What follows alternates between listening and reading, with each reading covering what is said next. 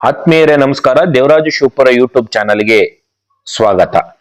ಈ ಒಂದು ವಿಡಿಯೋದಲ್ಲಿ 1ನೇ ತರಗತಿಯ ವಿದ್ಯಾ ಪ್ರವೇಶಕ್ಕೆ ಸಂಬಂಧಪಟ್ಟಂತೆ ವಿದ್ಯಾಚೇತನ ಮಾಡ್ಯೂಲ್ನಲ್ಲಿರ್ತಕ್ಕಂಥ ಚಟುವಟಿಕೆಗಳನ್ನ ನಾವು ಜೂನ್ ತಿಂಗಳಲ್ಲಿ ಹಮ್ಮಿಕೊಳ್ಬೇಕಾಗಿರುತ್ತೆ.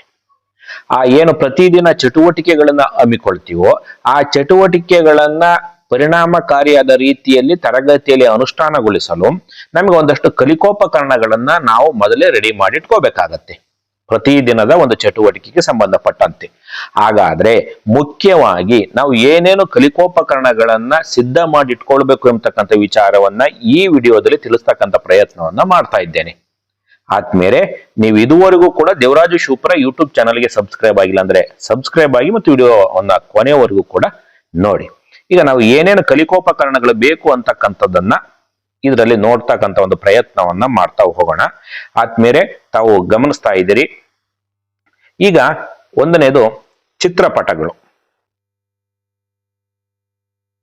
ಮತ್ತು ಫ್ಲಾಶ್ ಕಾರ್ಡ್ಗಳು, ಅಕ್ಷರ ಮತ್ತು ಸಂಖ್ಯೆಗಳ ಕಾರ್ಡ್ಗಳು. ಅಂದ್ರೆ ಅಕ್ಷರಗಳು, ಪದಗಳು ಮತ್ತು 1ರಿಂದ 100ರವರೆಗಿನ ಸಂಖ್ಯೆಗಳಿರುವ ಫ್ಲಾಶ್ ಕಾರ್ಡ್ ಅನ್ನ ರೆಡಿ ಮಾಡಿಟ್ಕೋಬೇಕು.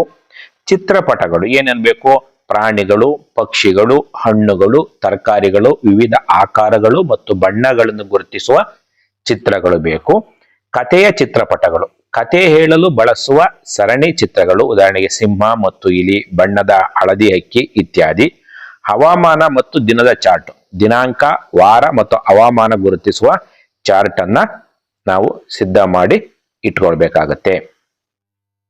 ನೆಕ್ಸ್ಟ್ ಸೃಜನಶೀಲ ಮತ್ತು ಕಲಾ ಸಾಮಗ್ರಿಗಳು ಏನೇನ್ ಬೇಕು ಅಂತ.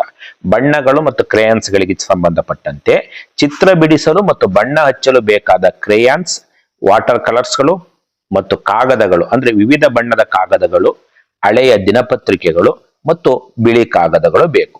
ಜಿಗುಟು ಸಾಮಗ್ರಿ ಅಂದ್ರೆ ಅಂಟಿಸೋಕೆ ಅಂತೇಳಿ ಕಾಗದಗಳನ್ನು ಅಂಟಿಸಲು ಗಮ್ ಅಥವಾ ಗ್ಲೂ ಅನ್ನು ನಾವು ಬಳಸಬೇಕಾಗುತ್ತೆ, ಅದನ್ನ ರೆಡಿ ಮಾಡಿ ಇಟ್ಕೋಬೇಕು. ಇವೆಲ್ಲವನ್ನು ಕೂಡ ಒಂದು ಟ್ರೇನಲ್ಲಿ ಹಾಕಿ ಇಟ್ಕೋಬೇಕಾಗತ್ತೆ.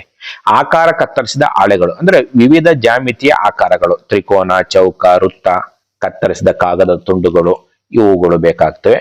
ನಾವು ವಿವಿಧ ಮಾದರಿಗಳನ್ನು ಮಾಡ್ಲಿಕ್ಕೆ ಮಣ್ಣು ಬೇಕಾಗತ್ತೆ, ಮಣ್ಣನ್ನು ಕೂಡ ನಾವು ಮೊದಲೇನೆ ರೆಡಿ ಮಾಡಿ ಇಟ್ಕೋಬೇಕಾಗತ್ತೆ. ಜೇಡಿ ಮಣ್ಣು ಅಥವಾ ಪ್ಲಾಸ್ಟಿಸಿನ್ ಕ್ಲೇ ಅಂತೇಳಿ ಜೇಡಿ ಮಣ್ಣು ಹಳ್ಳಿಗಳಲ್ಲಿ ಬಹಳಷ್ಟು ಸಿಗುತ್ತೆ, ತಂದಿಟ್ಕೋಬಹುದು.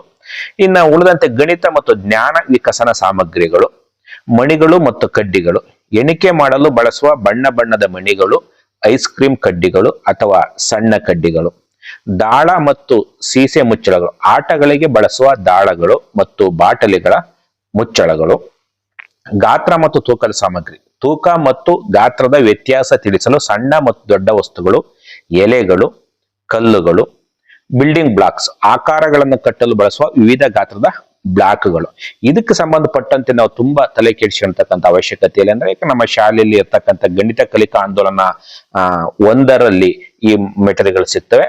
ಅದರ ಜೊತೆಗೆ ಸಾಲಿಡ್ ಕಿಟ್ ಏನು ಇಲಾಖೆಯಿಂದ ಸರಬರಾಜಾಗಿದೆ, ಆ ಸಾಲಿಡ್ ಕಿಟ್ ನಲ್ಲೂ ಕೂಡ ಸಾಕಷ್ಟು ನಾನು ಮೇಲೆ ಹೇಳಿದಂತ ಗಣಿತ ಮತ್ತು ಇನ್ನು ಉಳಿದಂತ ವಿಚಾರಗಳಿಗೆ ಸಂಬಂಧಪಟ್ಟಂತೆ ಎಲ್ಲ ಕಲಿಕೋಪಕರಣಗಳು ಸಿಗ್ತವೆ. ಬಟ್ ಅವುಗಳನ್ನ ನಾವು ವ್ಯವಸ್ಥಿತವಾಗಿ ಜೋಡಿಸಿಟ್ಕೊಂಡ್ರೆ ಆಯಾ ದಿನದ ಚಟುವಟಿಕೆಗಳನ್ನ ಪರಿಣಾಮಕಾರಿಯಾಗಿ ಅನುಷ್ಠಾನ ಮಾಡಲಿಕ್ಕೆ ತರಗತಿಯಲ್ಲಿ ಅನುಕೂಲ ಆಗತ್ತೆ ಅಂತಕ್ಕಂಥದ್ದು ನನ್ನ ಅಭಿಪ್ರಾಯ.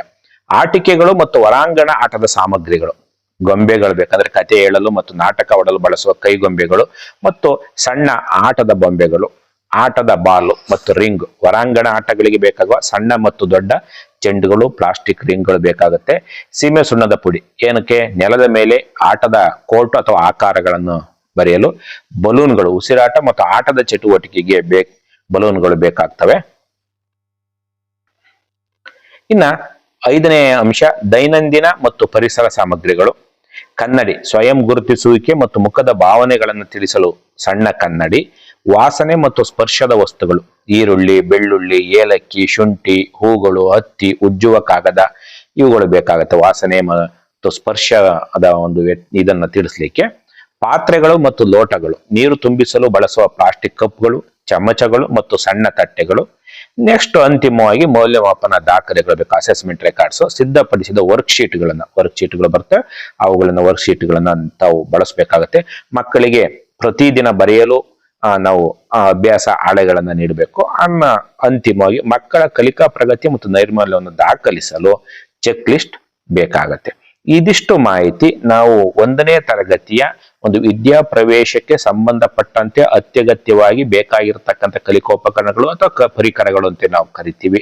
ಈ ಇಷ್ಟಗಳನ್ನ ನಾವು ರೆಡಿ ಮಾಡ್ಕೊಂಡ್ರೆ ಈ ಜೂನ್ ತಿಂಗಳಲ್ಲಿ ವಿದ್ಯಾ ಪ್ರವೇಶವನ್ನ ಪರಿಣಾಮಕಾರಿಯಾಗಿ ಅನುಷ್ಠಾನ ಮಾಡ್ಲಿಕ್ಕೆ ಸಾಧ್ಯ ಆಗುತ್ತೆ. ಆದ್ಮೇಲೆ ನೀವು ಇದುವರೆಗೂ ಕೂಡ ದೇವರಾಜ ಶಿವಪುರ ಯೂಟ್ಯೂಬ್ ಚಾನಲ್ಗೆ ಸಬ್ಸ್ಕ್ರೈಬ್ ಆಗಿಲ್ಲ ಅಂದ್ರೆ ಸಬ್ಸ್ಕ್ರೈಬ್ ಆಗಿ, ವಿಡಿಯೋ ಇಷ್ಟ ಆದ್ರೆ ಲೈಕ್ ಮಾಡಿ ಮತ್ತು ಇದರ ಲಿಂಕ್ ಅನ್ನು ನಿಮ್ಮ ಸ್ನೇಹಿತರಿಗೆ ಶೇರ್ ಮಾಡಿ. ಧನ್ಯವಾದಗಳು.